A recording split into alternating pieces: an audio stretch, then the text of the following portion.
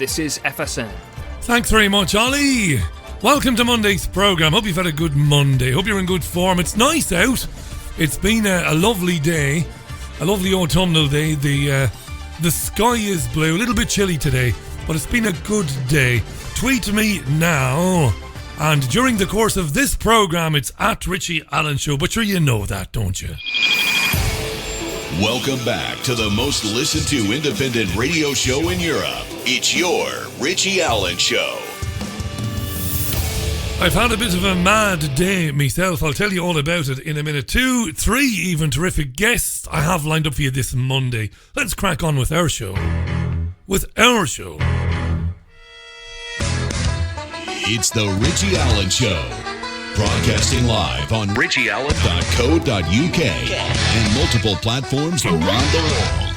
And now, here's your host, Richie Allen.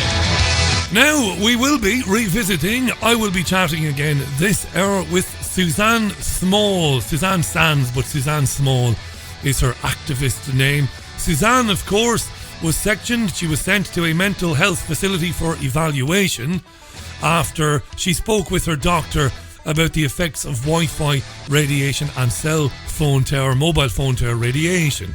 She sent her doctor a lot of stuff over email, a lot of things about the dangers of this technology, and she was sectioned. She spent nearly 6 days in a hospital near Surrey. We spoke to her while she was there.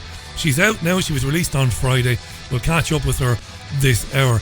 And in the second hour, we're off to Copenhagen. Kesia Lyng joins the programme. Fascinating woman. She took part in a Merck organised clinical trial of the Gardasil HPV vaccine back in 2002, and it had a profound effect on her life. Life-changing it was. Kesia Lyng will join us, and we'll also catch up with an old friend of ours, Anna Cannon, one of the Regret mothers, will join us live from Dublin as well in the second hour. So pretty packed old Monday for you on your Richie Allen Show, triggerwarning.tv, Fab Radio 2 in Manchester, the Cogent radio app, TuneIn Radio, and richieallen.co.uk. Yeah, what a day I've had, huh? I tell you. I actually got back in to the studio at just before 4 p.m, so only an hour ago. I've been running around since dawn, honestly. Admin stuff to do with my old car, which has been written off. I had to drive to Altrincham, which isn't far away at all, to collect stuff from it, but it took ages to get it. Personal effects that were left in the car when we thought it might have been salvageable. But then it was written off, so I had to go to the car to get my stuff. Then I spent hours collecting my new car. It isn't a new car, by the way. It's an old car. It's a like-for-like replacement, but I bought an old estate to replace the one that was written off. That wasn't ready when it was supposed to be ready, so I had to drive through rush hour school traffic and just about get back in time to speak with you, which means that I didn't have time to do anything in terms of our usual chat about the news, you and I. Didn't have any time. So King Kong could have climbed the outside of the Empire State Building today. For all I know, I have no idea what's going on. I've been sitting here chatting with Suzanne Small before the show and trying to put together one or two bits and bobs that we can talk about. No pressure really, of course, no big deal. But anyway, so it's been a mad day. It's been a Monday type of day. But there you are. Right, what are we? 7 minutes past the hour. There are a couple of things, of course, that are of interest to you and I. You know, the Labour Party is having its conference, its annual conference at, it's in Liverpool. And obviously, like the other party conferences, it will get a lot of coverage on the news. Something very interesting happened yesterday. Yeah, it was yesterday. It was last night, actually. Len McCluskey, the big union bigwig, the union chief, was in a massive row with Jewish activists, apparently, over Labour's alleged anti-Semitism. This took place outside the Hilton Hotel in Liverpool last night. And McCluskey lost his temper when these Jewish activists were saying that Labour is institutionally racist these days. McCluskey apparently said, if you want institutional racism, go to the Tories. So there was a Palestine Solidarity Campaign event at the Hilton. And it's interesting, if you read the UK tabloid newspapers who've covered this story, they say, and this is what makes you laugh about the media and the way the media works. I'll give you an example. I'll read you 4 lines from the Daily Mail. McCluskey, 68, ranted at them. If you want to talk about institutional racism, go to the Tories. The row took place outside a pro-Palestinian event at the Hilton Hotel, staged by the controversial Palestine Solidarity Campaign. Why is it controversial? What's controversial about Palestine sovereignty? Surely any right-thinking man or woman, surely anyone with a modicum of intelligence would have some sympathy and, dare I say, some solidarity with the Palestinians. These are the beleaguered Palestinians, by the way, who occupied the biggest open-air prison in the world. Anyway, so there was murder over this last night. And it seems that Luciana Berger, the Jewish Labour MP, she's called the Jewish Labour MP all the time, is the woman who was given a police escort to the conference yesterday because allegedly her life has been threatened online. Now, I'm not disputing that it has been. I say allegedly because I don't know. I haven't seen it. So apparently McCluskey had to be restrained. He was so pissed off with these Jewish activists. I'm not going to get into it today because I've said too much on it in recent weeks. But I will say, Jews are not a race. Jewish people are not a separate even ethnic race of people. Jew isn't an ethnicity. Never was and it never will be. It's an identity given to you when you're a child, like all the rest of us. I was baptised. I had no say in the matter. I made my Holy Communion. I had no say in the matter either. And I made my confirmation, and I probably had some say in that, but I made it anyway.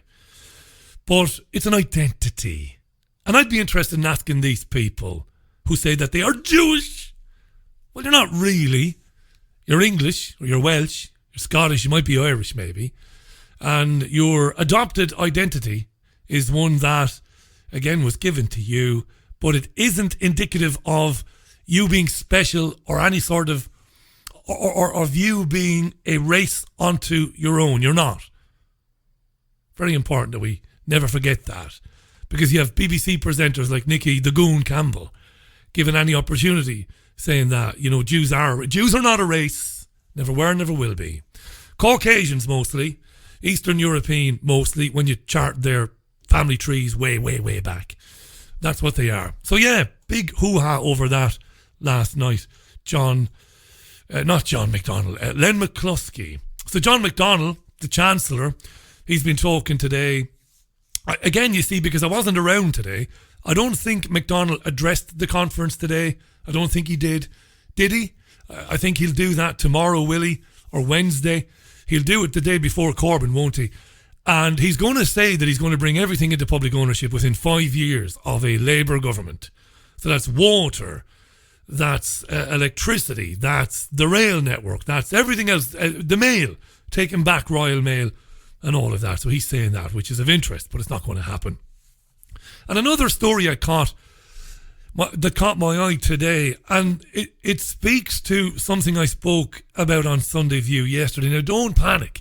I'm not going to go into a long-winded spiel about this, but I talked yesterday about solidarity amongst people and how ultimately civil disobedience is the answer to defeating the tyranny that is at our doorstep now. You know, it's on everybody's doorstep. It's in your face. There's no escaping it now. It's hitting and affecting everybody now in 2018. It's there. Civil disobedience, I talked about it yesterday. And I found this interesting. The BBC are running a story today, and I'm going to read from the BBC website. Now, if you're in the United States, you might think, this is not relevant. It is relevant. I want you to listen carefully. So, controversial monthly bin collections will be rolled out across the county on Monday, the first in the whole of England and in Wales to make the move. Waste destined for landfill will now only be collected once a month in Conwy. Is that how I pronounce Conwy? Conwy, Welsh town, is it? Welsh county, I suppose. Is it Conwy? Conwy.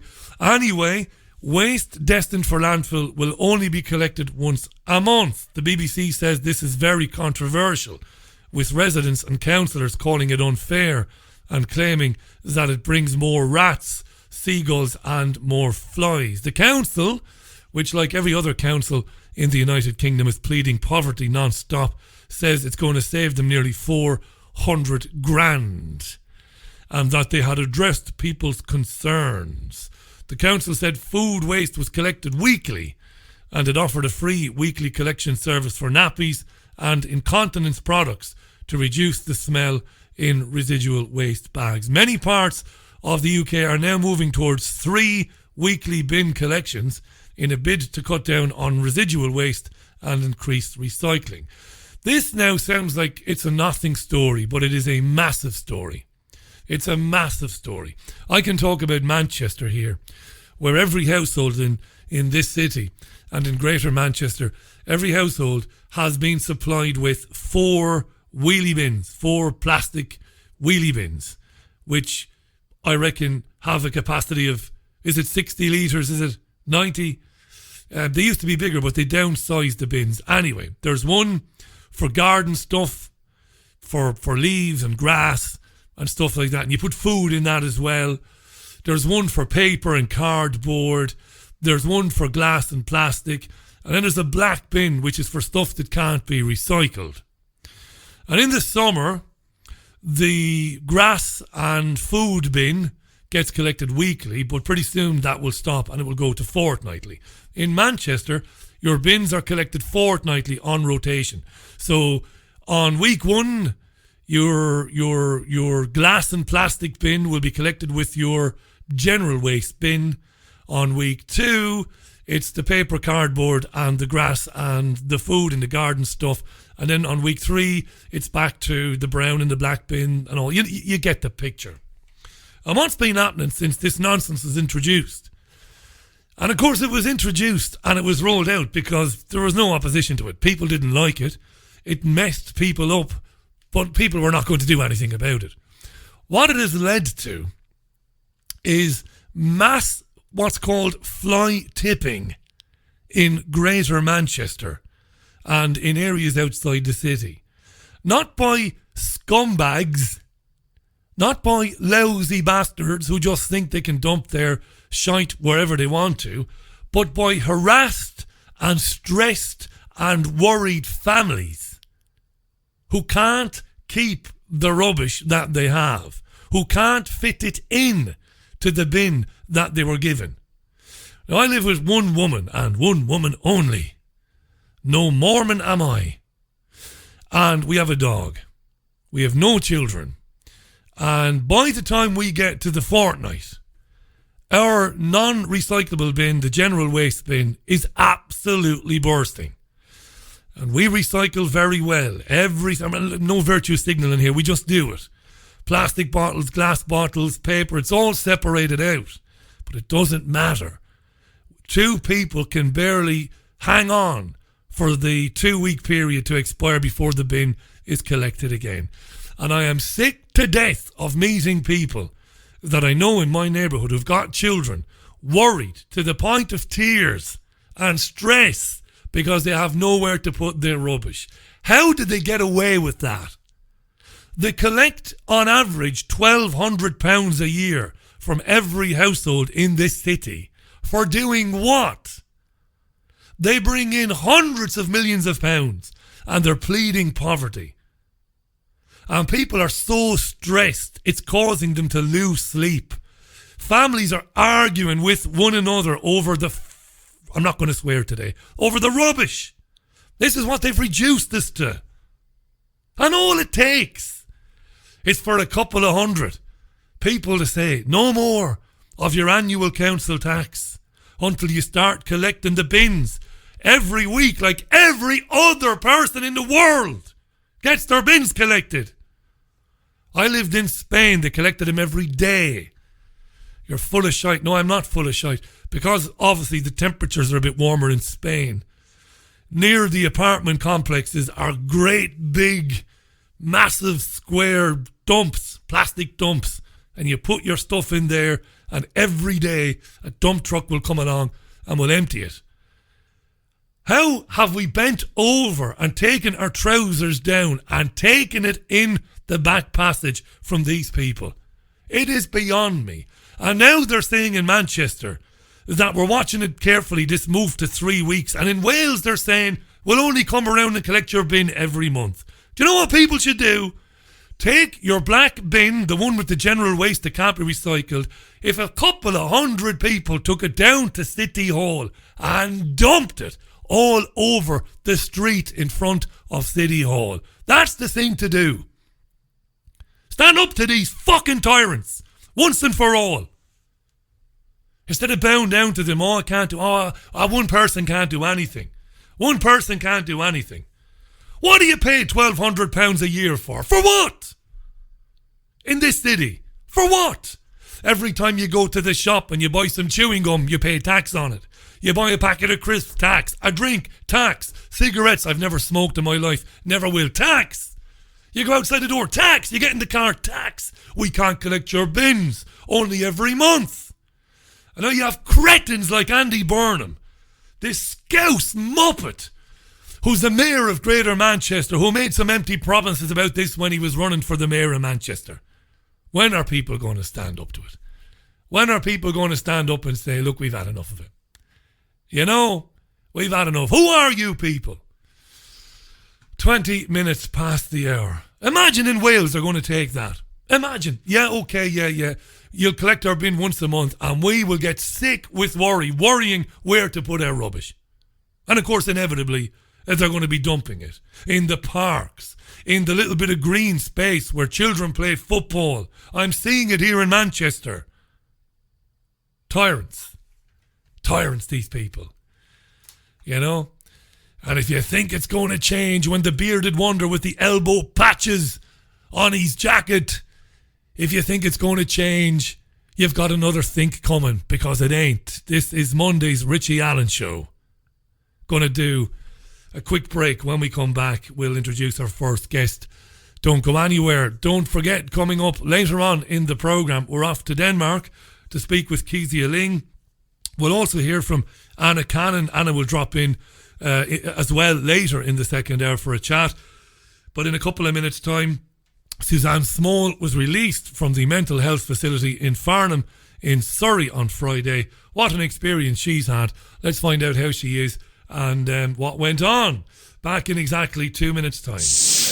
There's a place high in the mountains of Spain, a sanctuary where souls gather from all around the globe to learn about themselves and experience powerful changes in the way we see our world. They become awakened to their gifts and their power to heal others. Become part of this ever-growing worldwide family of unique, pure energy healing practitioners. Discover how amazing you truly are. Go to www.markbayerski.com. It could just change your life forever. Have you lost access to important data from a computer hard drive, mobile phone, or other storage device? Maybe you have a broken hard drive containing years of information, or a smartphone that no longer works from which you'd like the pictures, movies, and chats recovered. If you would like to recover data from any type of digital device, including desktop and laptop computers, external hard drives, cameras, smartphones, NAS, and RAID servers, then contact Data Clinic today at dataclinic.co.uk now. Welcome back to the most listened to independent radio show in Europe. It's your Richie Allen Show.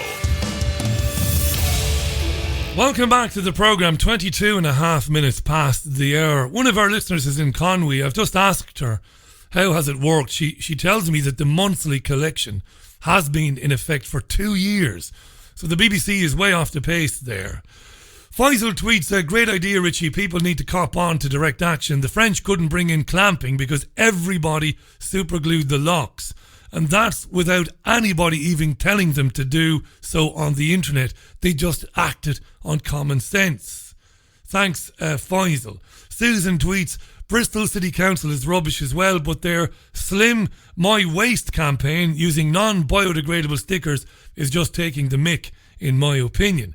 Laziness, trust, stupidity. I've given up trying to work it out. As a person, I do my best in the background, but it's hard to see if any change actually occurs. But hey, gotta keep trying, says Susan. Thank you, Susan. Paul tweets, Paul Craven, how you doing, Paul? It's all right for the politicians to dictate on the removal of rubbish they eat out in restaurants. Excuse me, bit of punctuation, Paul. Bit of punctuation. Wouldn't go astray. He says, Richie, it's all right for the politicians to dictate on the removal of rubbish they eat out in restaurants from breakfast to supper time, quaffing bottles of wine as they go. Hypocrites, the lot of them, he says. Mwinga tweets, how did the people lose the power to these guys? Something must be in the water. And it's Ruby who's in Conway and said that the household waste black bin is being collected monthly for 2 years. I've asked Ruby how is she managing, and hopefully she will get back to me and let me know. Right, where am I now? I should be giving Suzanne a ring, shouldn't I? So let me just make sure. I think I was just about to ring the wrong number, which would be me. But no, I think I'm on the right track. Just double checking there, you see. This is what happens when you rush in to wake. When you rush in and you're doing everything last minute, as I did today. But I'm glad to be here anyway. I wouldn't miss it for the world. So my first guest then came on this programme last week. It is the first time I've ever spoken to anybody from a mental health facility. Briefly to tell you, she went to speak to her doctor about a headache that she had, about feeling generally unwell. Not just her, but one of her neighbours as well. She expressed to her doctor that she was concerned about the radiation from mobile phone towers and from Wi-Fi devices, non-ionising radiation. Her doctor didn't seem too concerned about that. Suzanne then sent the doctor some material over email to look at, some videos and some information about things like Agenda 21 and 5G and the rest of it. Before she knew it, some people came around to see her. She didn't let them into her house. Those people went away. And later on, some police came along with some men in white coats, really, and said to Suzanne that she had to come with them to be evaluated at a mental health facility. And it was from there that we spoke. And I'm delighted to say that she left that facility on Friday, has been home over the weekend, and is on the line to me now. Suzanne, how are you? Hi, Richie. Well, firstly, I want to say sorry for the initial radio show, because literally I just thought, what the hell am I going to do? So I kind of made a video, and I didn't know like how famous you were, and that suddenly there was going to be all this massive visibility. Because literally I was just like, oh my gosh, I'll fit 21, get me out of here, I'm a celebrity sort of thing.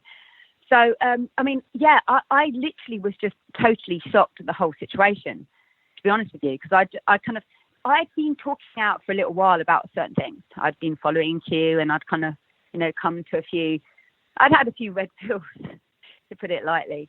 So I was just kind of doing my own little thing. And I used to work, I worked in IT for about 20 years, and we didn't discuss this, first of all, Richie, when we first kind of spoke, because I was like, blah, blah, blah, blah, and you couldn't get a word in edgeways. But my history is that I kind of started working in IT in about 1995. And I had been responsible for doing like wireless networks and all sorts of things. So I'd always had a bit of an interest in what was going on. Yeah, and we'll get to that in a minute. Hang on a second. We'll get to that in a minute. First and foremost. Oh, yeah. Sorry. There's me just kind of taking It's okay. No, listen. You can take over the show if you want. But first and foremost, how did you get released? Did anybody evaluate you? I know you were No, what this happened? is the thing.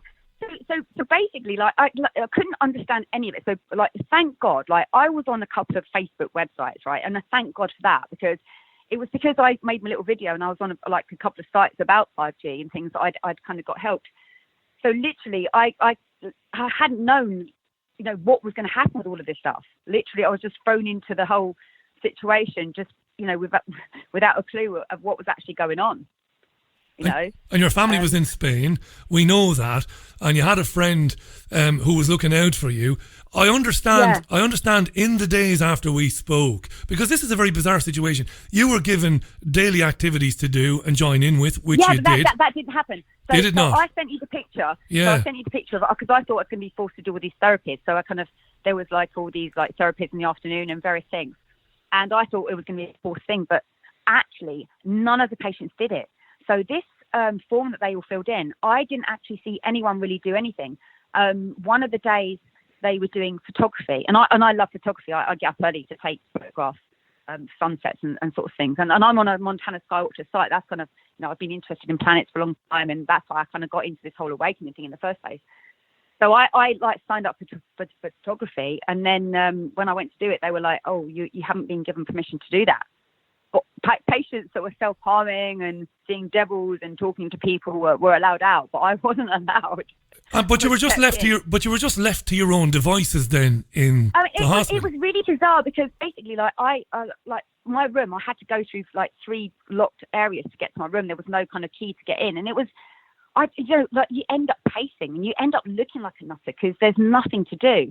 And the other thing, my son and my mum had to fly back from Spain. So she and her and my dad are like, they're in their 70s, and it cost them a lot of money. They had to spend like $1,000 to come. And my son, it's funny because he's studying psychology, funny enough. So I literally was there for, I don't know, several days, or 3-4 days, and they finally came on Thursday.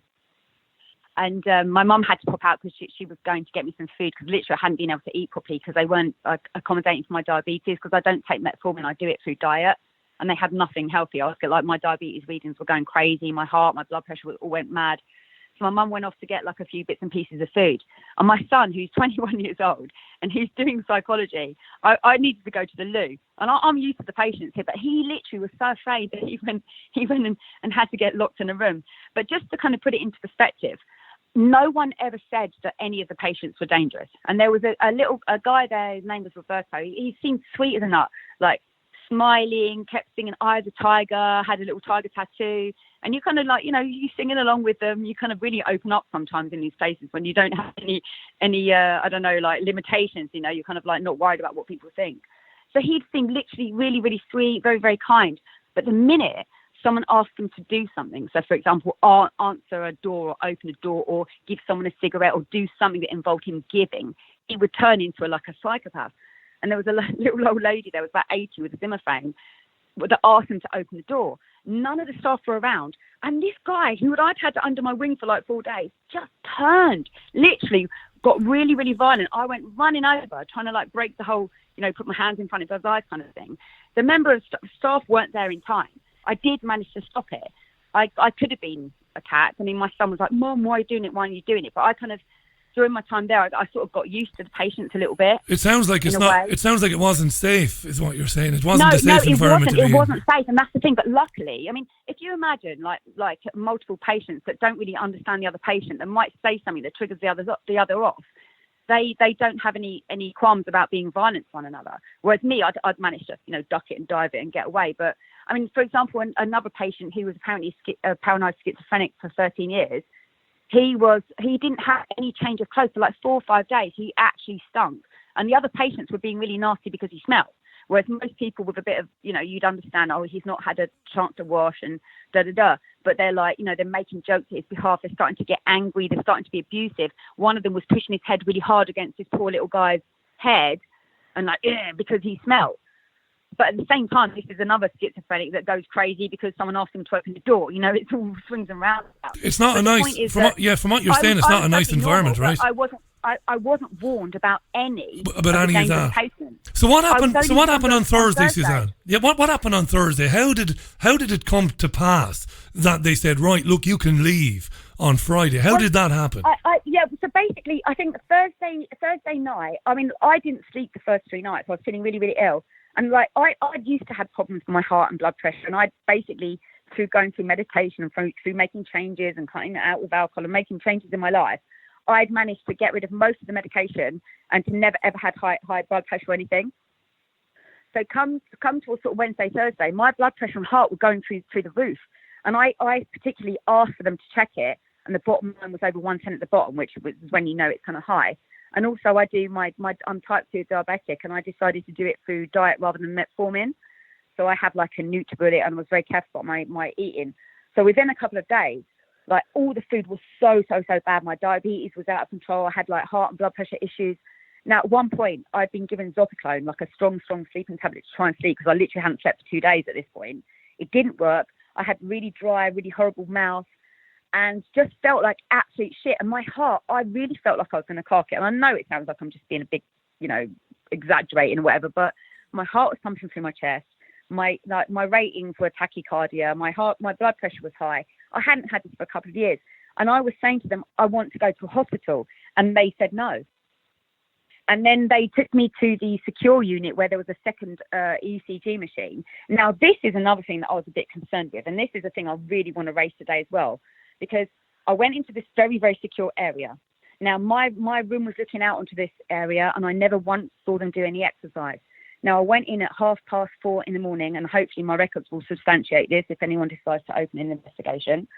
The radio was playing really loudly at 4:30. So I thought, well, that's a bit weird. Like, what about the patients trying to sleep? Fair enough, it could just be, someone in their cell, but at the same time, you think they'd take the radio off them, wouldn't you? Now, I was walking through the corridor, and I was really, really creeped out, because on the right-hand side, someone who, they obviously consider to be some extreme risk locked up, has had the capacity to cut up a newspaper and not just put a line of sentences, but to get it into two, literally, there's a sentence, and deep below it it's like right below it's another sentence, and it says, "Please God, help get me out of here now." And I looked at that, and I was like, oh my God, imagine if that was me and they're trying to shut me up. Because when they first came to me and they were like, we've got a warrant to search and blah, blah, blah, I literally had imaginations of, I'm going to get taken to this place, injected with lithium and stuck here, and God get me out of there too. But now, it didn't happen. Now, this is important. Yeah, we're going off on tangents here. We're going off on massive tangents here, and I want to stick with. Yeah, no, but I know I'm just reliving my experience. So of course, me, listen. Thinking, oh my God, what if I was an activist? I'm sure it's a dangerous. I'm sure it's a very unsettling place. We need to get an independent load of people to go around and just check that whoever's being held is actually being held, and they're not bloody sane. Because I'm telling you, Richie, honestly, I was shitting myself. I'm not a nutter, and I was literally shitting myself. My son was really scared. There was not one reason for them to take me, because my son's 21, his girlfriend was here was 21. So say, for example, I had been a nut and I'm looking into fake news, or I'm delusional, whatever. There was never any proof that I was a risk to anyone, So like, how the hell have they got away with it? And who released you, Suzanne? Who signed the order to release you? So basically, when I the Dr. Sharma, who was the first psychiatrist that kind of checked me in and everything, she let me go. And she said, yeah, all the staff been assessing you. They all agree there's not a problem. And I said to them, where is the information from the IR35 that says why I was sectioned in the first place? And they were saying, we've been trying to get hold of your doctor. Your doctor hasn't come back to us. And now apparently this doctor hasn't been back to us. So I don't know if she's been, people are getting annoyed or whatever. But it doesn't make any sense, because at the end of the day, even if I was neurotic or it was wrong or it was fake news, right, I'm entitled to my opinion without being sectioned. I was never a risk. Of course, and that's the most important thing. My son was here at the time. So your doctor recommended that you be sectioned for this evaluation. You were admitted by this Dr. Sharma, and it was Dr. Sharma who also signed the release form for you and said, "Go on your way." See, the next day she said to me that she agreed that I shouldn't be in hospital. Then she said I'm going to be away for a few days and she would come back Friday. Now, at the time, I don't think I'd let it into my head about how long 3 days was going to be. Yeah. Because I didn't realize how, literally, my son, he's 21 years old. He should be, not afraid of anything. And I'm not being funny, but he was shitting himself, and I was the one having to rush in and save the patients. You know what I mean? It was absolutely crazy. And, you had women that were self-harmers that were allowed to go out unattended. And I wasn't allowed out. I was allowed out half an hour a day escorted. But the staff was so busy. So the first couple of days, one of the guys who was a paranoid schizophrenic, about 13 years old, he was the one that hadn't washed for several days. He literally, I'd seen him, because I wasn't sleeping a lot, I'd seen him walking, having no sleep, smelling, and none of the staff were cleaning him. They're not nice places. And because he was getting more and more unsanitary, he was getting more and more bullied. They're not nice places. Look, I visited people in these institutions before. The thing is, I managed to get this guy out of his anger by just putting my hands in front of his eyes, and and the funny thing was, although it was worth the experience, when you're sitting outside with a load of people that have no inhibitions, and one of them was singing like "Eye of the Tiger," you can just sometimes like totally relax and just like. I think at one point I just actually started singing, even though my singing's terrible. Suzanne, I want to stay with you. I want to stay with you because obviously our time is limited, right? I want to stay with you. So nobody has given you a proper psychiatric evaluation. However, let me finish. I mean, all they said was I was suffering because it was me. I mean, I don't know, Richie, if you saw that email that I sent you. Yes, I did. The one about my sister.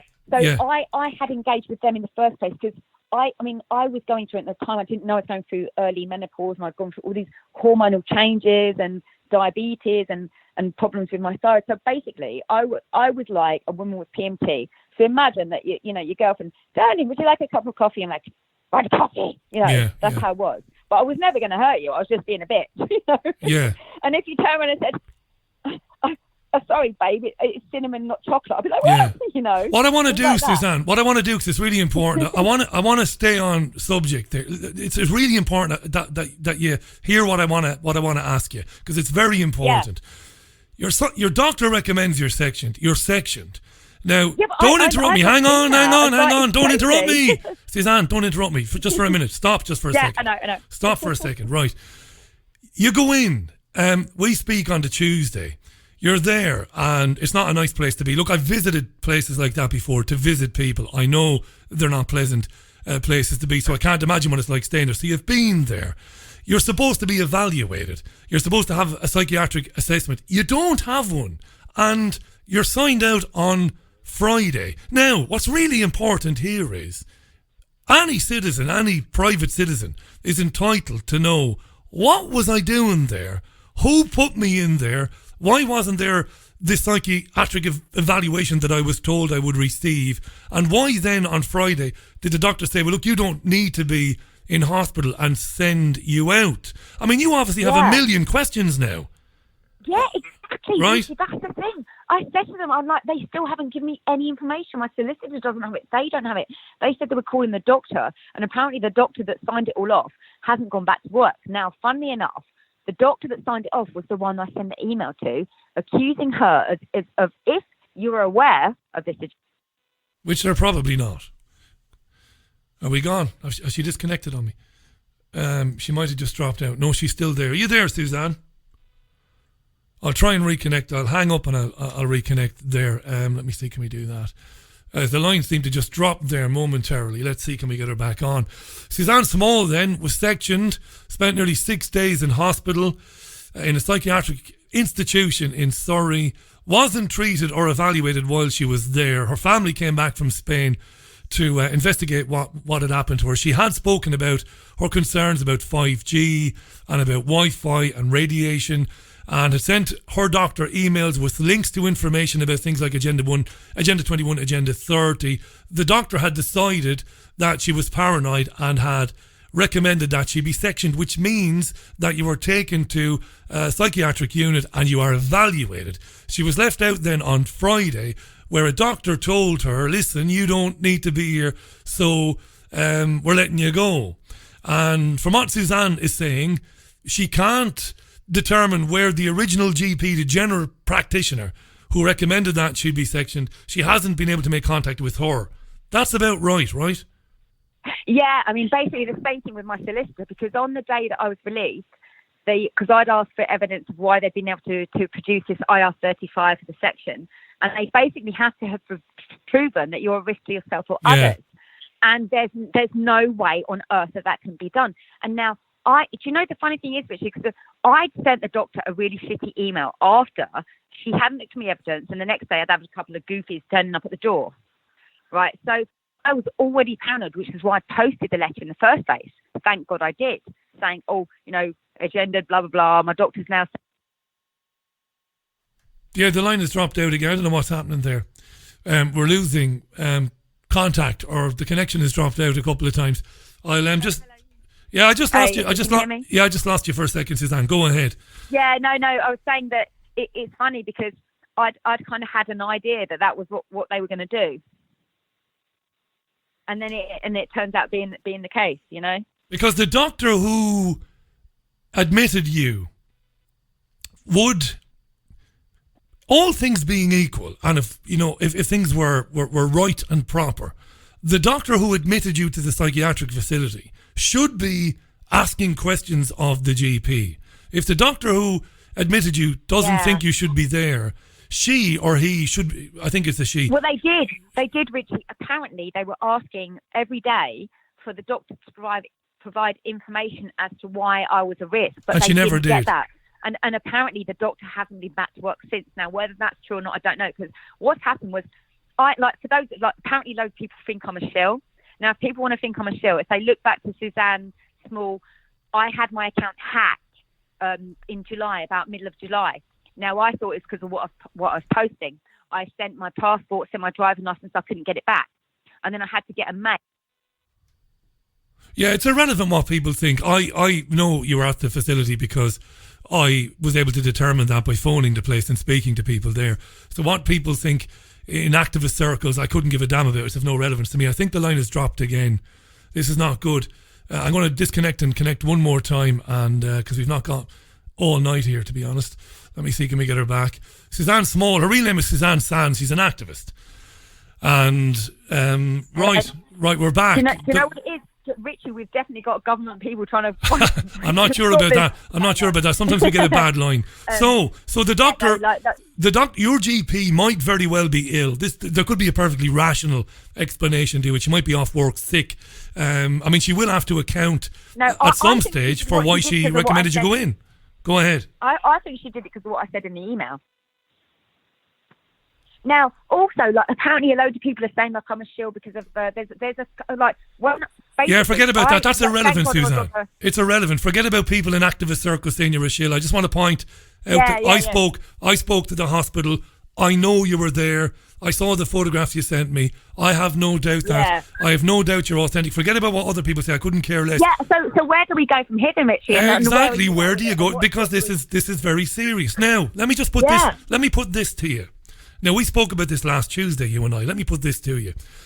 The doctor might very well have genuinely believed that you were paranoid and delusional. Now, you weren't paranoid and delusional, but as we spoke about last week, many of these people don't have any idea. So the doctor could have gotten the email stuff about Agenda 21, Agenda 30 and said, holy cow. I don't believe that because she was in charge of 2 practices. And I'm of the opinion, Richard, I reckon that people that are in charge of the practice sign up to it, but the other doctors below, that they don't. That's what I think. But can I just put this to you? The doctor could say, listen, I felt that Suzanne was a bit dizzy. In fact, I felt she was more than a bit dizzy. I felt she was erratic. And I felt the best thing to do was to get her checked over. So what I'm saying is, if the doctor says that, that's very plausible. And she is going to be believed, I reckon. But you could say that. But then let's put it in another way then, Richie, because when I first went to I don't agree with her now. I don't agree with that. And I wanted to speak to them. And clearly they could see I was quite upset.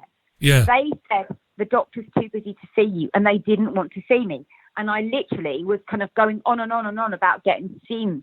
And so, for example, if I'm some kind of paranoid, delusional, and I'm acting, out of character and, Suzanne's got this and a bee in a bonnet, you'd think, okay, calm down, love, we'll get the doctor to see you.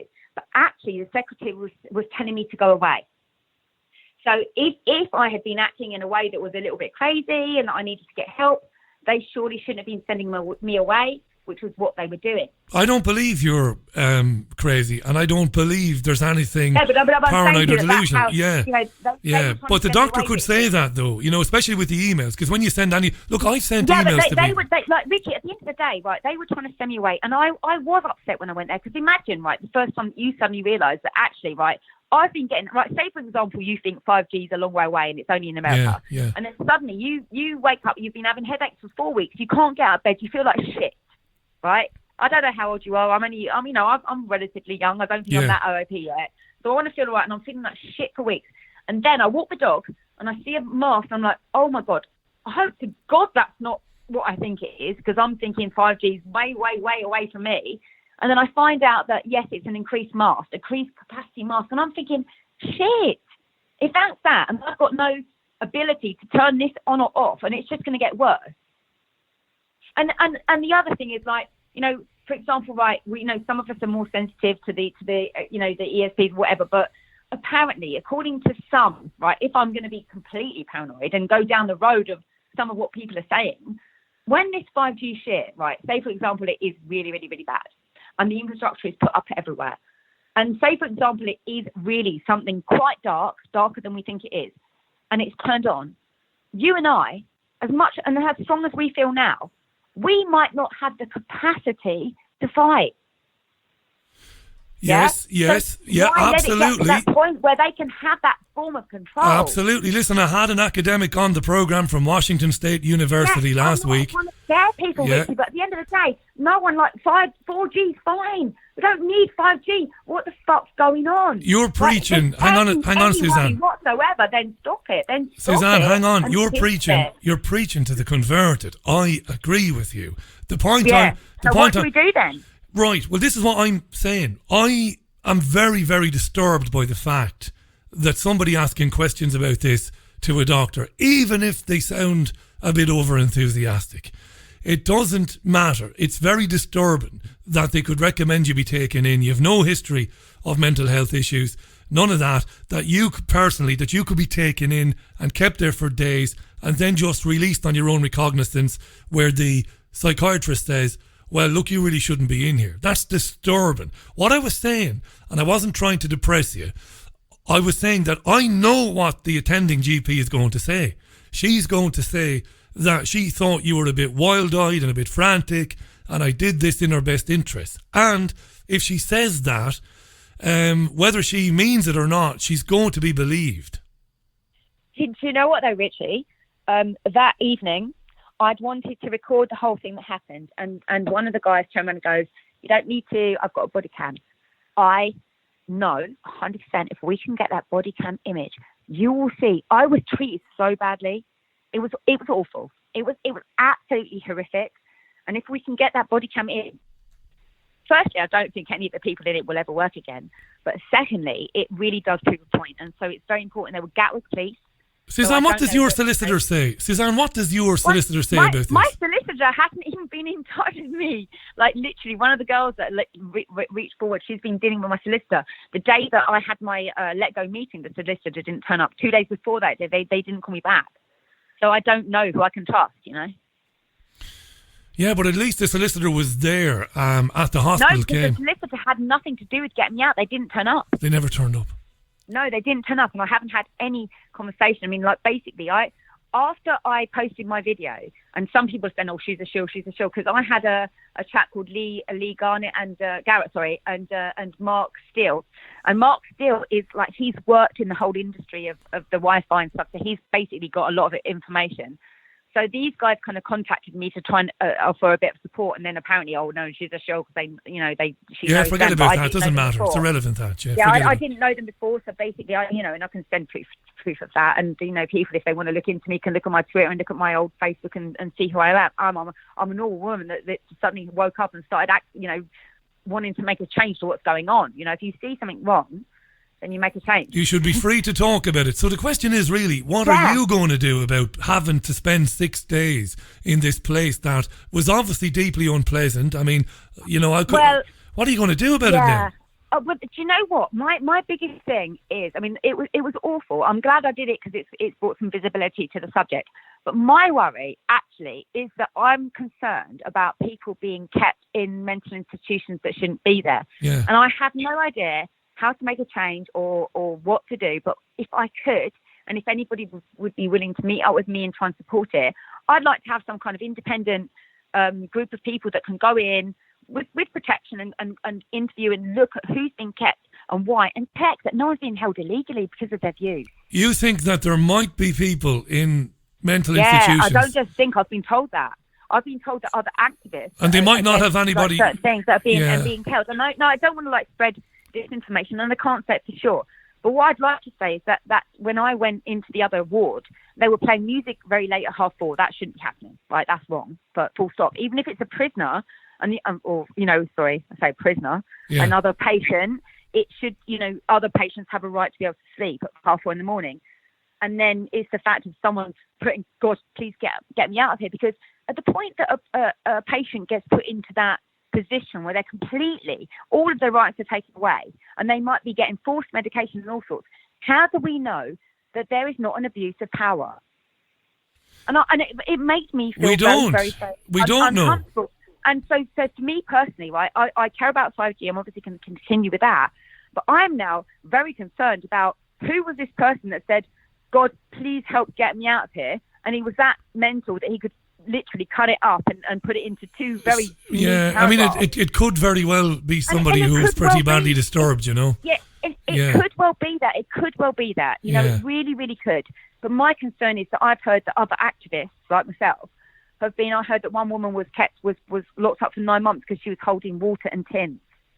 Well, you know something? I'm going to say this, and it's not because I'm trying to cover anybody's backsides, but I'm going to say it anyway. Look, I've been doing this program a long time, and I know that NHS workers, particularly front-line workers, right, whether it's nurses, whether it's doctors, whether it's orderlies, they're absolutely hammered in terms of their workload, and they're stressed out and they're short-staffed. I think the majority of people who work in hospitals are decent people trying to do the best with what they have. But I agree. I mean, the people, the staff are lovely. Yeah. The staff are lovely, Richard. I think that's the thing that you have to question are the management and the kind of, the decision-making processes. And you're asking a good question as well about whether people who've got certain views and certain opinions are being sectioned. Now, that won't be the fault of the mental health facility staff. That won't be their fault at all, because they only take the people who are sent to them.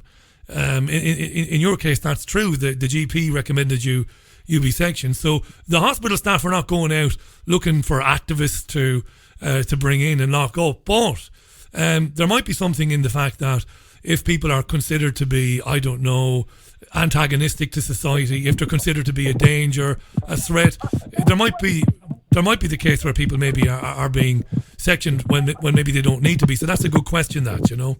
What are you going to do from here before we run out of time, Suzanne? I think it was the key word of Agenda 21 and 5G. That's what made my case big. I think it was the message of Agenda 21. But also you did say to the doctor, look, if you know about this and you're hiding it, then you're a criminal. Yeah, you see, we talked about this last week, right? Yeah. Do you know why I did it? Because I thought at the end of the day, right, like, you can include the fact that people might be ignorant, right? But if, for example, she was aware and she's decided to not take an action on it, and if I put that in black and white, then she's going to get, it's going to come back on her, isn't it? Do me a favour. I want to find out in the next few days whether you track down the GP or not. Because, look, if I was you, I would be very politely... I wrote him an email. I sent him an email asking for information. Listen, why did you recommend I be taken in? I want to know, and I'd like to see the documentation, please. You're entitled to get that. And I want to follow up on it. I want to know. You know full well nothing's going to appear because there was no reason. It was pure and utter vitriol because of the letter that she probably thought, how dare I send that email? So I did call her a criminal. I said, if you're complicit to this, you're a criminal. And do you know what? I'm going to stand by it tomorrow. Because if someone knows something, like, the worst thing to do is turn the other cheek. If you know evil's going on, you can't turn the other cheek. Well, people certainly should not be sent into psychiatric institutions for a week because they've got opinions about mobile technology and radiation, even if you are coming on a bit strong. I came from an IT background as well. So, like, some of them could say, well, she's overly obsessed with technology. Well, I used to work in technology. I was chief director for the London Olympics when they were doing it with the Olympic Park, so... Stay in touch, Suzanne. Yeah. We're just about out of time for today. I'm so glad you're not in there and that you're out. What an ordeal it must have been for you. You've described very vividly what it was like, rubbing up against the problems. Well, you don't even know the half of it as far as they're not patients. My God, I had to run away. They were very, very dangerous, very dangerous. And I didn't even get into the half of that. My son literally was so terrified he'd get put in a locked room. But well, God love him. I'm sure he's delighted you're out now. I'd rather deal with them than the likes of Hillary Clinton. Right, well, we're not getting into that today. Listen, thanks for coming back on, right? Thanks for talking to us and telling us, because it's vitally important that people know it. Stay in touch, and as soon as you hear from your GP, Suzanne, get back in touch with me and let us know. Thanks for coming on. And mind yourself, right? Thank you. Thanks for giving me the visibility. Not at all. You kind of helped me sort myself out and get me out there in the first place. Not at all. Thank you. And keep doing your good work. Thank you very much. And you too, look after yourself. That was Susanne Small there, Suzanne Sands, back on the programme. after speaking with me on Tuesday of last week, when I discovered through Ian, a listener to the programme, that she'd made a video from this place in Surrey, Farnham Road, the psychiatric facility. Faisal has made an interesting point there on Twitter. I want to just read it out there, what I've got it there. Let me get it. Let me bring it up there. You see, you got to scroll back. He says, I get that Suzanne's a bit excitable, but that GP overstepped to apply for her to be taken in without any other evidence or attempt to contact family, employers or something in her previous history, says Faisal. Yeah, look, I understand that. I'm not just playing the devil's advocate when I say that the doctor not knowing any of this stuff. And you know, in the so-called independent media realm, and I'm not in any realm, I'm on my own, I'm totally independent. I'm not part of any movement. I'm not now, and I never will be part of any movement. But we can't have our cake and eat it. On the one hand, people want to run down official, authority figures. And a doctor in any community is seen as an authority figure. And we want to run them down and say they don't know anything about anything, they're clueless. But then when it suits us sometimes we want to say, they're evil. You see, they're evil. And as soon as they heard that one of the patients was awake to the dangers of this stuff, she punished her by sending her in. I don't necessarily believe that's the case. In fact, I don't believe that's the case. I believe the doctor covering her arse. Wrong she was to do what she did, in my opinion. But I don't think she was morally wrong. Because I think she probably thought, you know, this lady is a bit full on. And Suzanne is a bit full on. I spoke to her 4 times, twice off air and twice on. A very full on, very dynamic personality. And brilliant. There's nothing wrong with that.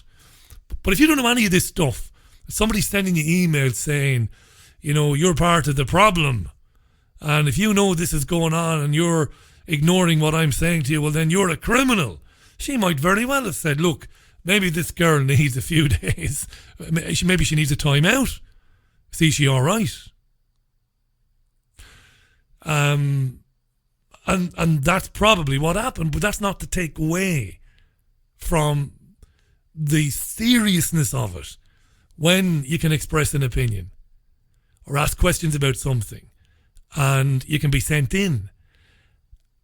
And not only that, but while in there, nobody performs any serious assessment of your mental capacity. And after a few days, the admitting doctor says, you really don't need to be here, love. You can now go home. And in the meantime, that doctor at the mental health facility can't raise the GP to get the notes that would throw some light on why she recommended that Suzanne be sectioned. It's a bit, you know, it's not nice. And it's a story worth covering and worth pursuing. And I'd be very interested to see, does she, Suzanne, that is, get any sort of response from her GP? Does she get access to her own file? Why did you recommend I go in there? You know, I've been in there for 6 days. Sounded pretty awful to me. Like I said, I've visited 1 or 2 places like that over the years. One in Dublin, one in Waterford. And God love people. There are people there that have got some bad stuff going on in their mind. And you and I both know that, especially with psychiatric care, there's a lot of keeping people docile on heavy sedation, medication and stuff like that. It's a horrible thing to witness and see. It really is. So it can't have been a pleasant place for her to be. Anyway, look, it's coming up for 2 minutes past the hour. Interesting stuff that will follow it up when there is news. Take a very quick break. Back in a minute with more. It's Monday's Richie Allen Show, September 24th, 2018.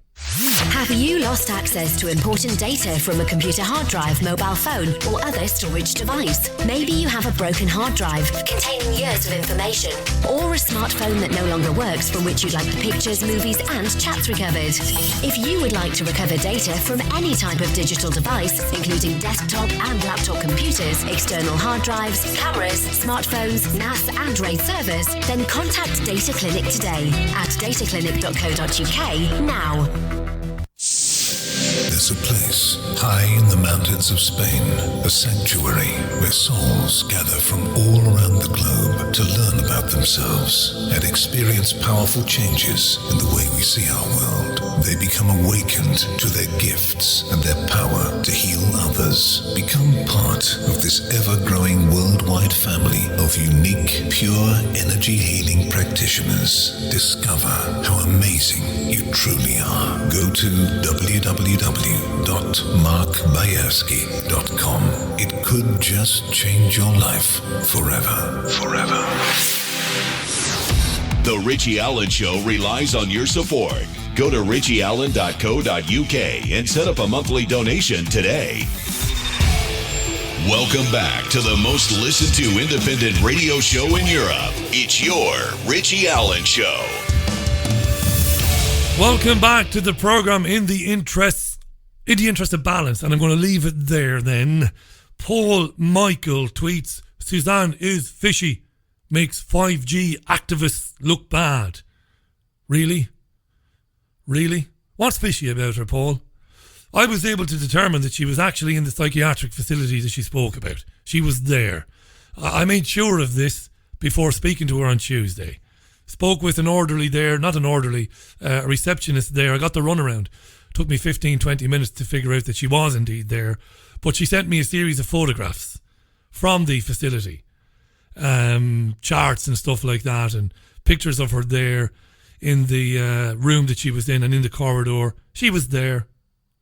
She's genuine. It's amazing. It's going to sound very ironic now, this, but the paranoia that exists in activist circles. It's why I have nothing to do. I'm a journalist, full stop. I'm not an activist. I don't belong to any activist groups. There is no such thing as an activist journalist. It's nonsense. They don't exist. You're either a journalist or you're an activist, or you're neither, or you're none of the above. She was there, and she was sent there after the conversations she had with her doctor. It's a fact. It's what happened. Amazes me. You get people running around. She's a chill. She's a chill. She's a plant. Everybody's a plant. I'm a plant. I'm a shill. According to people. People have said that about me over the years. Susan tweets, she's human, excitable, worried, angry, proactive, engaged, excellent human in my opinion. Wish there was more like her. Then we would definitely not put up with half the shit big business is getting away with today. That's Susan.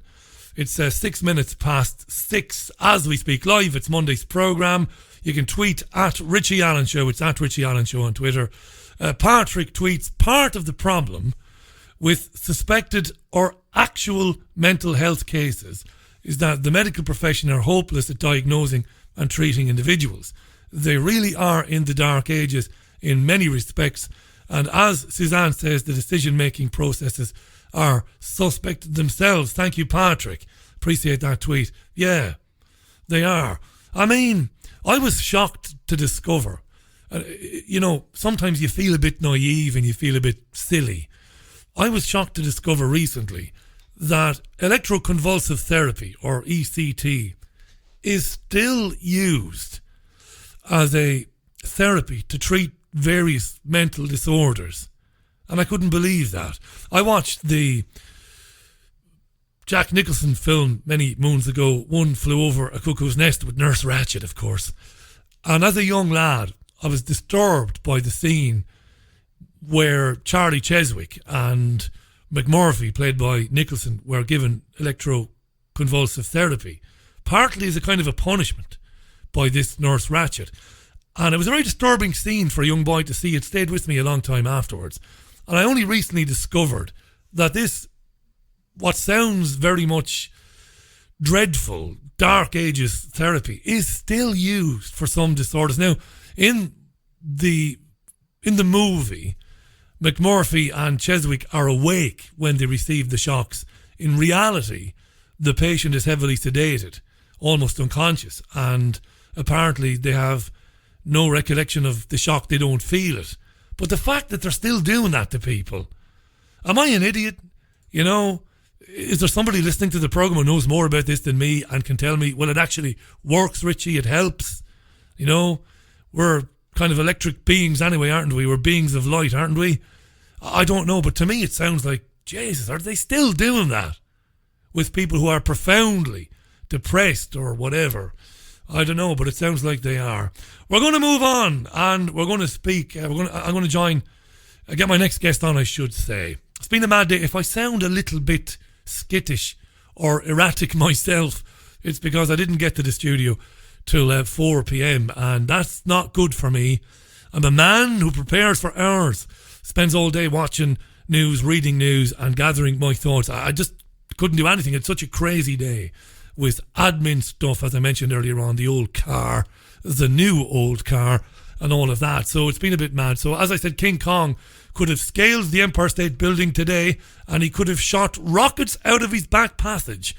And I wouldn't know, because I didn't see a single newspaper or a single news programme today. Right, shall we get Kesia on? Now, I have no doubt in my mind, and this might be a bit silly for any journalist to say. Maybe I shouldn't say it. You're supposed to be objective, but I'm going to say it anyway.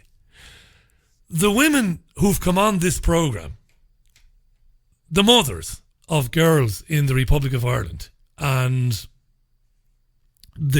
some of the girls themselves, because we've heard from young women, teenagers, girls in their early 20s, ladies in their early 20s.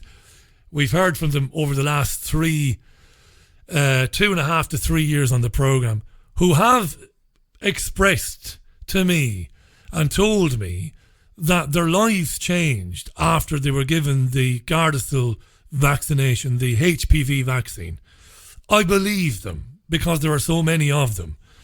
And we met Anna Cannon from Regret a couple of years ago, and Anna put me in touch with so many different people. And then I heard from people around Europe and in the Far East who didn't come on the programme, but said to me, look, Richie, we've had the debilitating illnesses, we've had the chronic fatigue syndrome. Having the vaccination, we believe, has had a hugely detrimental effect on our health. Now, the upshot of all this is that in the Republic of Ireland, which I can speak for because I'm in touch with the Regret families, in the Republic of Ireland, these girls have been demonised. They've basically been told that they're imagining it all, that it is nonsense. And the mothers have incredibly been accused of child abuse by talking heads on the Irish media. This is an outrage to me, when you can see that there are so many young girls, older women, that have been affected by exposure to this vaccination. Now, my guest this hour is coming to us live from Copenhagen. She took part in a trial for Gardasil way back in 2002, and it had a profoundly negative effect on her health. And I'm glad to say that she joins us live now from Copenhagen. Kesia Lyng, welcome to the programme. How are you doing? And she's not there. After all that, it's telling us we've got a very bad connection. So I'm going to hang up and I'm going to try again. Let's see, can we get her on again? If failing that, we'll call the number. Yeah, I shouldn't be doing that, should I? Let's, well, yeah, she's not going to be able to answer. Kesia, welcome to the programme. How are you? Yeah. Do you know what? We're having... Can you hear me? The connection is really bad, so there is a phone number. I'm going to call the phone number and we'll do this over the phone if that's okay. Yeah? Yeah, I think we'll do that because the connection is terrible, yeah. When it's not working, just go to plan B. Plan B it is. Let's do it now. We've got a mobile number for Kesia, so let's call it. And hopefully we'll get her on. And the gremlins won't affect the programme. Now, Kesia, I think that's 1,000 times better. How are you? Thank you, I'm fine. Listen, thanks for coming on. Take us back to to the trials back in 2002. How did it come to be? How did you find yourself taking part in a clinical trial? Yeah, I got an invitation from the health authorities and our cancer association in Denmark, inviting and talking about this clinical trial, and that they were seeking participants. So, and half a year earlier, my grandmother had passed away from cervical cancer. So it was just very, that had been a very rough time. So when I found got the letter in the mail, and that they were developing a vaccine that could prevent cervical cancer, I was immediately hooked on I needed to be a trial. It was very personal for you, Kesia, and I mean you were very young then. I think you were 18 or 19 at the time. Yeah, I was 18. You were 18. Yeah. So I'm fascinated as to how a clinical trial proceeds or how it works. How does it work exactly? Yeah. Well, I got a bunch of information. I got brochures that I read through. And they list how it's going to be, all the standard procedures, very formal, some of it, and then you're interviewed for a first meeting where they list your health history. They go through your family's health issues, and you're selected.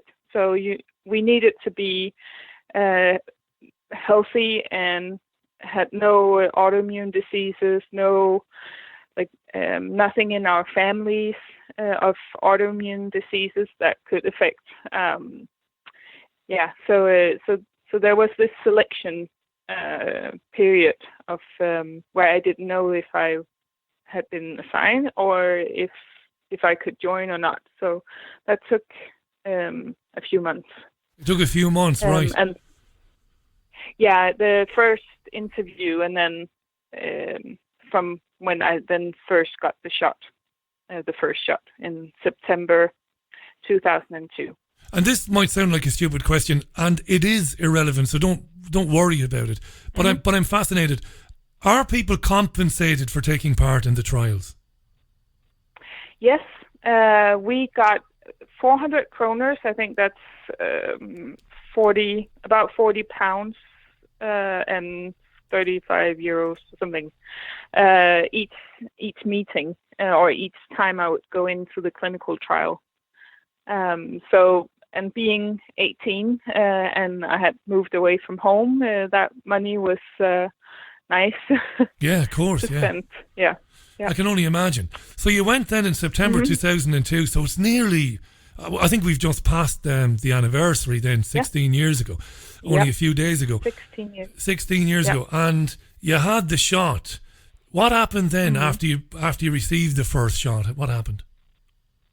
Yeah, the first shot, I'm just a bit dizzy and just a bit off a few days after, which I just contribute to. I just had maybe a vaccination. I didn't know if I was in the placebo group or if I was in the real vaccine group.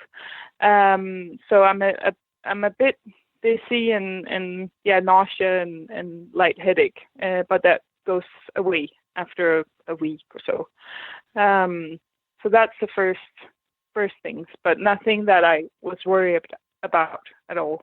You weren't worried. They said this might happen in those who do get the drug or do get the vaccination. And then there was a period of time then, Kesia, before you had the second shot. Yeah, then 2 months later, in November 2002, I had the second shot.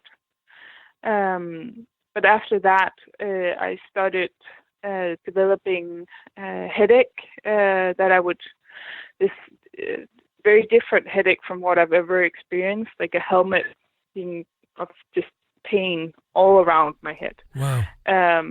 I would wake up in the morning, and this was increasing symptoms. So it didn't start all at once. It came along, and it got worse and worse. But I would wake up in the morning, and my joints were just sore. They weren't swollen. They weren't red, but they were. I felt like I was super old, or like just like the body was stiff and in pain. And I had these nerve pains out in my arms, especially in my right arm. I got the shot in my right arm because I'm left-handed. I started being very tired. I used to bike into the city 45 minutes each way where my friends were, and I used to bike to school, to high school, and all of these things just became very, very difficult. I had several symptoms of fatigue and headache, nausea, being dizzy. The joint, the muscle and the joint pains, and then the nerve pains. And I had a very hard time keeping up in class and keeping a focus and remembering what I was reading. It was this confusion. It's like just concentrating became very difficult. It sounds, I think my experience is, and I mean this, I'm not just saying this for a laugh, but women have a higher pain threshold than men. Women are better coping with pain and discomfort. I think this sounds really, really bad. And was it noticeable? Your friends must have noticed this. They must have thought, "Wow, she's changed. This is a different woman." Yeah, my friend Nana, we lived together. She started noticing, and I think right after, or very soon after, she moved. She had to move out closer to the city, but she noticed that I was getting worse, and that I was constantly tired, and I had to cancel appointments a lot. And my mom and my family noticed as well, and my mom was concerned that it was a clinical trial.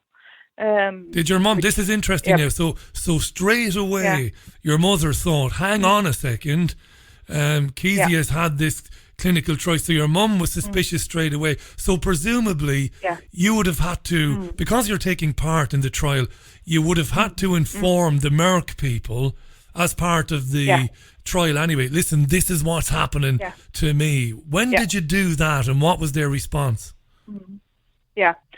So the first time I contact them is when I get the third shot. We didn't really have a contact number, only if it was some emergency or something. But there weren't any formula to write down or like where to keep track of how I was doing. Wow. So the first time is in March 2003, where I'm getting the third shot. And at that time, I had been to my doctor a few times and taking blood samples and doing all these examinations where he couldn't figure out what was wrong. And I thought that, well, this is the only thing that has changed since I started having these symptoms. Now you say, let me just interrupt there briefly. This is important. So your doctor, your own family doctor, was treating you, but he was in the dark. He couldn't understand it. But importantly, he did accept.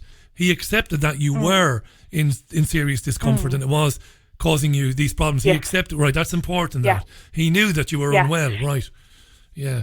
Yeah. He took blood samples for arthritis, infections in the blood, all these things, thyroid problems, all these normal standard tests you would do when a person with these symptoms comes in with these symptoms. So I had decided in March 2003 that I didn't want to proceed with the vaccination because I was afraid that was causing it.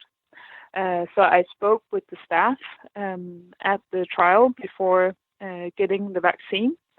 and they were doing notes in my journal and writing down on the computer and stuff. So, and I explained them how I was doing, but they were barely listening. There was a lot of papers that needed to be filled, and were they qualified people, Kesia? Were they qualified people, or were they just flunkies for Merck, or were they doctors? No, they were.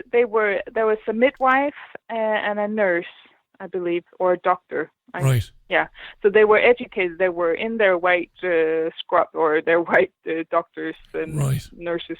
They should. In other words, they should have been listening very carefully to what you were telling them. Yeah. But they weren't. Yeah. They were kind of dismissive of it. Yeah. And this is before the third shot. Yeah. So this is at the appointment where I would get the third shot. But I said that this is what's happening, and my doctor can't figure out what it is. And I'm nervous that it is the vaccine. But they told me that this is not the kind of symptoms that we see from this vaccination. And they told me again that it had been properly tested for side effects before this clinical study. Which was untrue. I shouldn't worry. Yeah, you see. What? Which you found out later on was untrue. Yeah. This was untrue. It hadn't been. And funnily enough, I found out through the wonderful people at Regret that their own literature actually talks about the symptoms and the problems that you were experiencing. Amazingly. So did they try and persuade you then? Did they push hard for you to take the third shot? Wow. They were very convinced that this vaccine is safe, and there could be no coincidence. Like there could be no correlation. It couldn't be the vaccine, and it eased me and said, well, of course, I mean, it is tested, so they must know. And I didn't want it to be the vaccine either. I had thought or discussed with my parents why this was important for me to participate. They thought it was a very bad idea. So so I believed them, and I thought it must be something else. So I went back to my doctor, and I got the third shot then, but all my symptoms increased so much. And 9 days after the shot, I went back to my doctor, and I told him I'm in this clinical trial, in this blindfolded clinical trial, and he got very like, what? Have you talked to the staff? And like, yeah, I've talked to the staff. And so he noted in my journal with 2 exclamation points, or that she's in a blindfolded clinical trial. She needs to talk to the staff. So I went back 3 weeks later then and talked to them again. And he had done more testings then, which still there was no proof or no explanation why. So and then at my 4th visit there in the summer of 2003, they wrote down some of the symptoms, not all. I didn't see what they wrote down. But again, they told me it can't be this vaccine. So it's been tested, and this is not the kind of symptoms we see with this vaccine. Were they hearing from other young women who had participated? Were they hearing it from other people, what you were telling them? Do we know that? I've afterwards, the last 2 years, I've found in all 6 women where we all participated in this study, but we were on 4 different hospitals participating in Denmark, but at the same study. And we all have symptoms that started back then.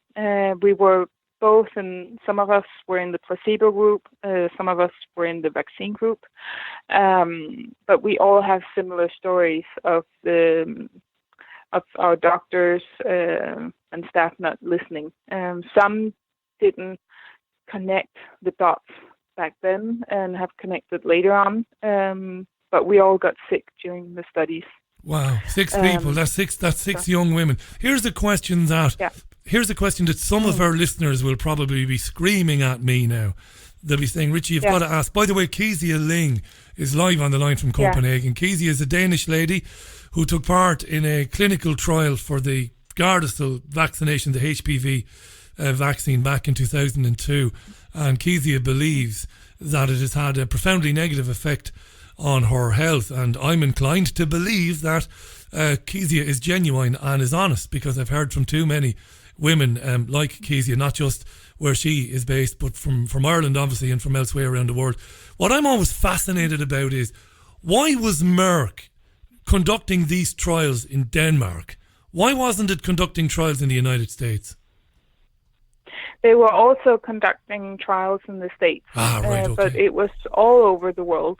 So Sweden was in, and Denmark was in, and a lot of other countries all over the world. Yeah, I was wondering, you, of course, being a clever woman, you know why I asked that, because I thought that maybe regulations were maybe a bit lighter in certain countries, and maybe that's why they were there, because it's one of the worst companies in the world. This company, it's conducted clinical trials in Africa over the years for various drugs that have done terrible things to people because they could get away with it, or they thought they could get away with it in Africa. They're dreadful companies, these companies.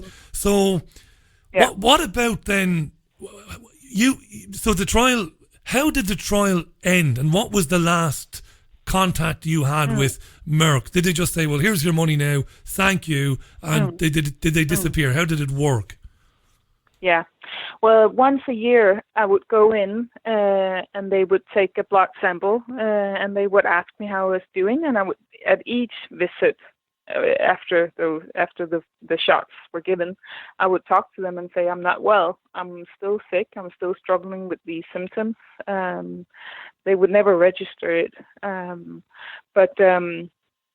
so this trial kept on going until 2007. And I remember in 2006, coming into my appointment, they would tell me that the vaccine had gone on market. It had been released.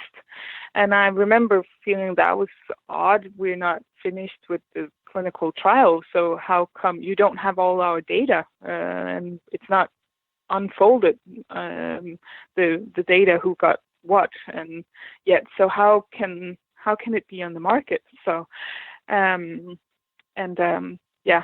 in 2007, the study ends, and all the participants are told if they got the placebo vaccine or the actual active vaccine. And I was told that I got the actual vaccine. And they were very keen on explaining that if I had gotten the placebo, that it was very important that I got the actual vaccine, because they found out that it was super effective and very important that we got it, because it was preventing cancer, cervical cancer. So we were asked before we knew whether we wanted the actual vaccine if we found out that we were in the placebo group. You weren't surprised to learn that you were in the active group, that you received it. You suspected this because of what had happened. And at this stage, your symptoms were ongoing and your health was deteriorating. Yeah, I had to quit school. I couldn't manage studying full time. And work, I had to switch work a lot. I had to find new jobs, but the headache was just debilitating. And it gave me a sleeping disorder. It would take me 3 to 4 hours to fall asleep. I would wake up after 45 minutes, and that would be my whole night of sleeping very lightly and waking up, and sleeping very lightly, waking up. So for 14 years, I've hardly slept a full night's sleep. I'm sorry to hear that. Jesus. It can't be easy. So, it was very difficult changing jobs and not knowing what's wrong with me, and becoming pregnant and having 2 babies, and just it felt like I was running 3 marathons a day, because I was getting up, getting the kids out, going to work, getting off work at 1. I could only work 5 hours, or that was, we couldn't survive financially with me working less than 5 hours a day. And then I would go home directly and sleep until I had to go and pick up the kids. But I would often have to call my husband crying and say, you have to pick up the kids. I can't. I'm in so much pain and I'm so exhausted. So, and he often said that it's like you can manage Monday and Tuesday, but then you crash. And you can't manage the rest of the week, and then you sleep the whole weekend.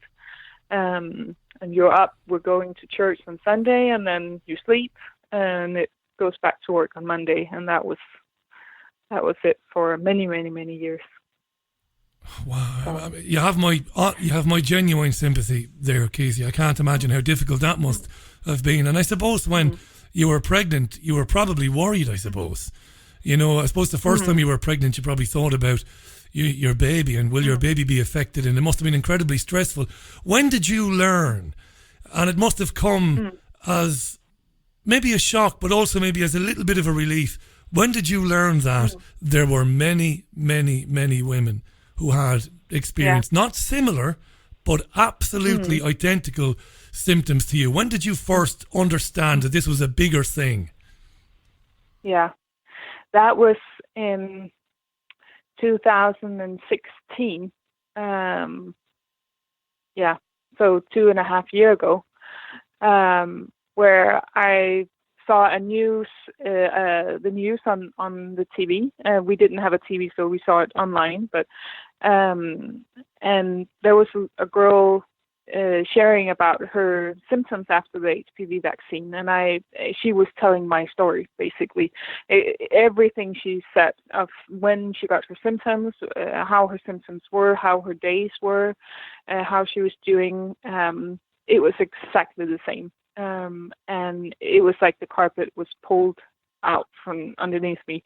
And I went online to check my journals, my medical journals, and going back and seeing when was it I got the vaccine, like when was it that I started going to the doctor, because it was always puzzled to me that time when I started having these symptoms, and I went constantly to the doctor suddenly, and it all matched.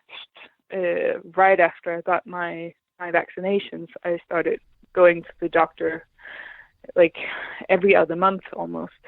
And that was shocking. So I got in contact with the Danish patient organization and wrote them, and she said, well, it's exactly the same as we're experiencing these girls having. And I started just finding out all these things. I found all the other women that had participated in the clinical trials, and I got in contact with this journalist who made the article in Slate in December 2017 about my story and the clinical trials, how they didn't register side effects, and it just was, it was just rolling, and it has been a shock, but also a relief, because finally it makes sense.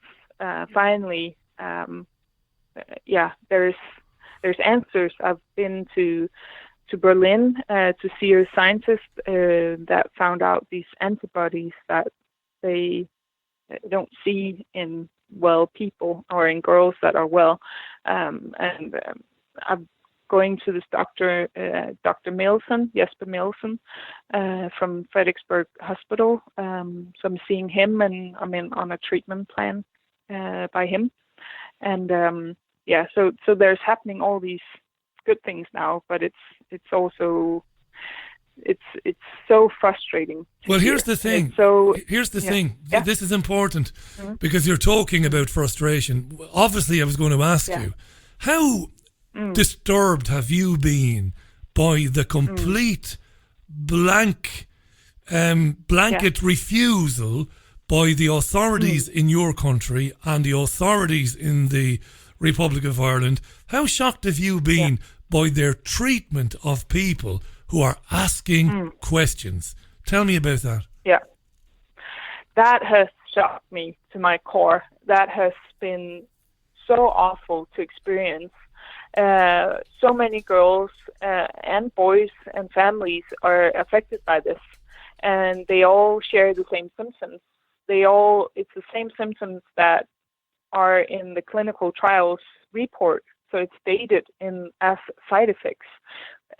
But when they talk to their doctors or the authorities there about it, they're completely dismissed and ridiculed, and on social media being laughed at, and it's this like, why would you kick somebody who is already down? Yeah. Why would you treat young girls this way? Why would you, like, this is not just, oh, I have a slight headache or I'm a bit tired.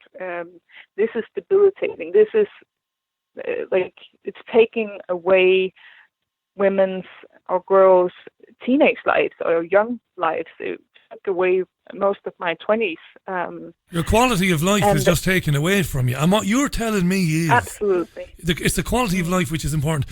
That the abuse suffered by Danish women mirrors what's happening in Ireland. It's the same thing. People coming out of nowhere to say that you're all crazy, you're liars. Some parents are being accused of Munchausen's, which is ridiculous. Munchausen by madness to be accusing people of that.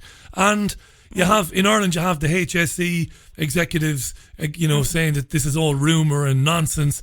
Merck are saying, oh, well, so many vaccines have been given all over the world and, we're not seeing any problems. But yet we know this is a lie because we've seen the reporting in the Far East, in Denmark, in Spain, in the Republic of Ireland. It's all there. And the Danish Health Ministry doesn't want to know. Is that right? They just don't want to know. Yeah. They have agreed that the girls are sick now in Denmark. But they keep saying that they would have been sick anyway. It's something else. It can't be the vaccine. And the trial or their arguments to say that is on such a thin basis, and it's on the clinical trials that I was in. And one thing that I was very upset to find out is that they're using the clinical trials that I participated in as safety studies now. But that was never what we were told as trial persons before signing on to this. They told us it was an efficacy study, and it was the placebo was with salt water, and it was it had been tested before. Right, so it wasn't... finding out... I'm sorry to interrupt you, Kesia. So it wasn't a regular placebo then? It was a different type of placebo? Yeah.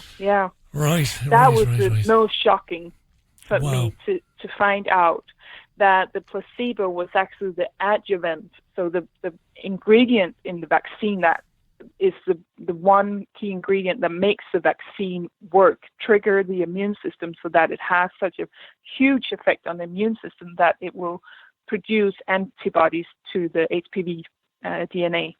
So they put that ingredient in the placebo vaccine. So almost everybody in the placebo group received this adjuvant. They did not get saltwater That's incredible. placebo. Absolutely. So, and in the trial data, there was very little, there was 320 girls that received pure salt water out of 5,692 girls in the placebo group. But you can't see their data separate. They've collected that data together. So there is a lot of symptoms in both groups, but you can't see, well, is it the small group with the saltwater placebo, or is it the or is it the big group with the adjuvant? So just there is like they have no idea. Huge problem because you need the government of Denmark and the government of Ireland to compel them to provide that material. I'll tell you what I'm going to try and do. Now, because you and I are talking on mobile, I'm not sure it'll work. I'm going to try to add Anna Cannon in. I'm going to try and bring her in here. So just forgive me while I just I'm just going to put your fader down a second, and I'm hoping that we can add Anna in. I'm not sure if I can add her in now, because it's easy to do that when everybody's on Skype, but it's not allowing me to do it. Is it allowing me to do it? No. Is it? I'm not sure. No, see, it won't allow me to do that. I think I might have put Kesia on hold there. Maybe I did. Kesia, are you still there? No, she's not. But I have an idea. I'm a man with a plan, is what I am. So I'm going to give Anna a quick call, and I'm going to try and get Kesia in there as well. Let's see, can we get her in there? Right, let's see, can we do that? No, it just won't let me do it. I have a problem there. It won't let me do it. So what we're going to do is we're going to get Anna back on, and we're going to add Kesia on Skype, and hopefully her Skype is not as problematic as it was a minute ago. Is it going to allow me do it? No, it won't allow me do it. She's gone. Let's see. I'm going to figure this out. Give me a minute. I'm going to take a very quick break, figure this out, and go back to you. I'm going to try and get Anna Cannon from Regret Ireland, of course, regret.ie on the line as well. So very, very quick break. Back in a minute with more. Have you lost access to important data from a computer hard drive, mobile phone, or other storage device? Maybe you have a broken hard drive containing years of information, or a smartphone that no longer works from which you'd like the pictures, movies, and chats recovered. If you would like to recover data from any type of digital device, including desktop and laptop computers, external hard drives, cameras, smartphones, NAS, and RAID servers, then contact Data Clinic today at dataclinic.co.uk now.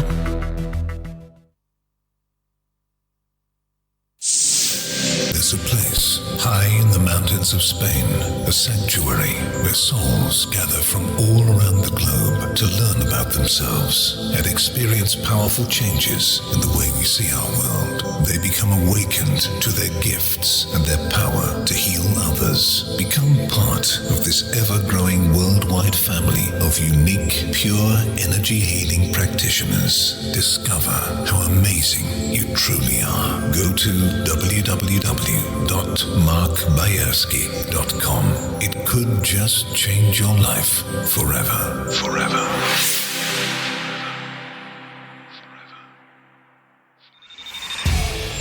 Welcome back to the most listened to independent radio show in Europe. It's your Richie Allen Show. Right, welcome back. There was some problem getting Kesia back on there, but I'm going to just say hello to Anna Cannon, old friend of ours, been on the programme. How are you, Anna?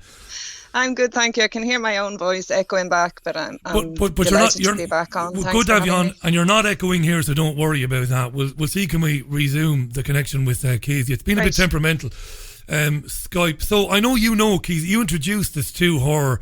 Kesia Lyng is featured in a video that was made by Regret Parents. It's enjoyed 60,000 views over the last few days. It's up on the Regret Facebook page, and it's called Our Girls Are Not Rumours, because in the latest HSE campaign running right now to push they're referring to our girls as lies and rumours. So that's the new PR line that's being used. This has not stopped, has it, since we spoken last? It hasn't stopped the attacks on families and girls and mothers and fathers. It just goes on. It's relentless. I don't follow it all the time. Yeah, it is. The HSE have created a very hostile and hateful environment where anyone questioning the safety of this vaccine or looking for help for their sick girls are labelled, if not a murderer. We get comments such as, you're going to have to watch your child on the deathbed dying with cancer. Girls are told in classroom environment by their teachers, if they don't get the vaccine, they'll get cancer. This conversation has got completely out of hand. And when you're listening to Kesia's experience way back in, 2002 onwards, it's quite upsetting as a parent thinking that our girls came on board in 2010, and even Kesia participating in the trials is told, suffering the very symptoms that are now listed as possible side effects by Merck, the manufacturer of the Gardasil HPV vaccine, that it was coincidental. These are not the type of side effects that we see with this vaccine. This is still the line. And, Yeah, it's quite upsetting. I mean, the British Medical Journal wrote on September the 20th in a report that they highlighted that emerging information from one lawsuit 8 years on from the pandemic's swine flu vaccination, that public health officials were aware of reports of serious adverse events logged following the pandemics, I should say. But that's exactly what we're seeing with Gardasil, and there are 60% out of 1,157 logged cases of reports of adverse events following Gardasil. 60% were classified as serious. Why? Why is the government not picking this up? Why? This is the considered? question. Why? And is there anybody with even a sniff of authority in our country that's taking this seriously? Because I look around. I mean, I'm not on the various Twitter accounts every day. I'd like to be, but there's just me. There's no producer. There's no help. So I can't do it. And I do today. I have a look around, and within a few minutes I can find abusive comments from people. Some of them not hiding behind fake accounts. Some of them various academics from various universities. And I'm thinking, is there any man or woman working in government, either presently or previously, who's saying, hang on a second, this is beyond rumour and innuendo. This is happening. Is there anybody, Anna? Not really now, because the TDs apparently have been told and instructed that they should not be asking questions on behalf of their young constituents and their families. So the doors are basically closed to the TDs' offices in Leinster House. I mean, we had a protest in several groups outside Leinster House in July, as Ian Fraser, the inventor of the vaccine, had a celebration event next door together, congregating with the likes of certain so-called scientists that you were mentioning there and the HSE delegates, and celebrating the success of the vaccine. But meanwhile, 2 young girls were passing out in seizures outside Leinster House, and 2 ambulances were called, and we had emergency services coming in, and even these young ladies' families were targeted, and they were told that the girls should get an Oscars for their for their play out. Once there were medical staff on site, look at this very serious situation. I mean, it's absolutely absurd how this. I mean, we've girls who've collapsed in seizures within minutes of getting this vaccine, and yet you're not surprised when you hear how Kesia was treated in the trials. It's a coincidence. We don't see these type of side effects with this vaccine, and meanwhile, it has more reported adverse events, more reported side effects than any other and all other vaccines on the market, with more than 86,000 adverse events on the WHO pharmacovigilance. 86,000 rumours and we're not lies and rumours. We're looking for 2 things still. We're looking for help for the girls, because some of the girls now, the girls in Ireland, are life-threatening. We have a young lady in the group who has suffered more than 40 bouts of chronic pancreatitis. This is a very, very serious situation now. By the way, I think Kesia has joined. I think I've managed to figure it out. Oh, thank God. How are you? Here. Yeah. Hi. Good. Hi. Thank you for coming on today. Yeah. Well, listen, sorry for your call dropping out, Kesia. You must have thought this is the rudest presenter in the history of the world. You just kicked me off the programme. No, I didn't. No, it's just one of those bloody things. But welcome back to it anyway. We've got about 5-6 minutes to go. You ladies, Kesia, you want what any person, any mother, any woman, any man wants. You want to be treated properly. You want to be treated with respect by your governments. You don't want to be abused and called names. You want a proper inquiry. A serious inquiry into what's gone on with this vaccination. Simple as that. Yeah. Absolutely.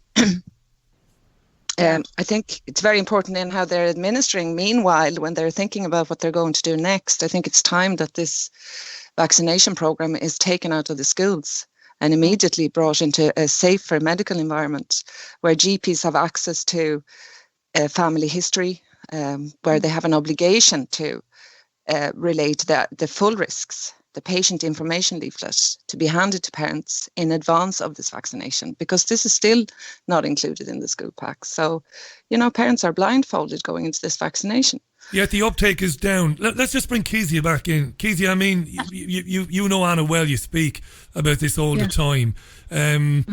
a moratorium on the vaccine. I mean, you've had success as well, I believe, and others like you in Denmark in raising awareness of it, and it has made people think twice about getting it. Is the uptake down in Denmark as well? It is down, but the authorities are using a huge amount of money to try and bring the vaccination rate up again. There's campaigning, there's all these events happening. There's Twitter, Facebook, Stop HPV, Stop Cervical Cancer. They have hired people to be online on the social media constantly advocating this vaccine and shutting down everybody who asks questions or have criticism or just are like us or have been injured ourselves. It's a massive campaign to get the vaccination rates up again. It's interesting that, Anna, isn't it? Because I remember when Anna and one or two other ladies went on the media in Ireland, in the very beginning, the media seemed to be at least prepared to listen. And then it changed very quickly. The media became hostile. Was that the same in Denmark, Kesia? Were the media interested at any point in this? Yes, there was a media storm in 2015 when this documentary came out that were asking questions and talking about these girls that had been injured. And they were talking to Danish doctors who had received some of the first girls back in 2011 who came in to the clinic with these symptoms. And the Danish doctor, Louise Brent, she found that the only connection they had was that they had the HPV vaccine, and it started quite fast after their vaccination that these symptoms started coming. And these were girls that were fainting suddenly, had no history of fainting before. And they were suddenly just fainting on the street, walking, sitting, and they found out they had POTS. All right. Yeah. So they were raising the alarm, basically. And this doctor, Louise Brent, she worked with Jesper Nielsen, and they found out he was testing the HPV vaccine as well. So he has been on the set for many, many years testing this vaccine and monitoring symptoms. And keeping all that data. Anna, we're nearly going to run out of time. I say this every time we speak. First of all, what's happening? I mean, I know regret's not going anywhere. You're doing a lot of work constantly, obviously, first of all, to help families going through it, but also to give people this information. Go ahead.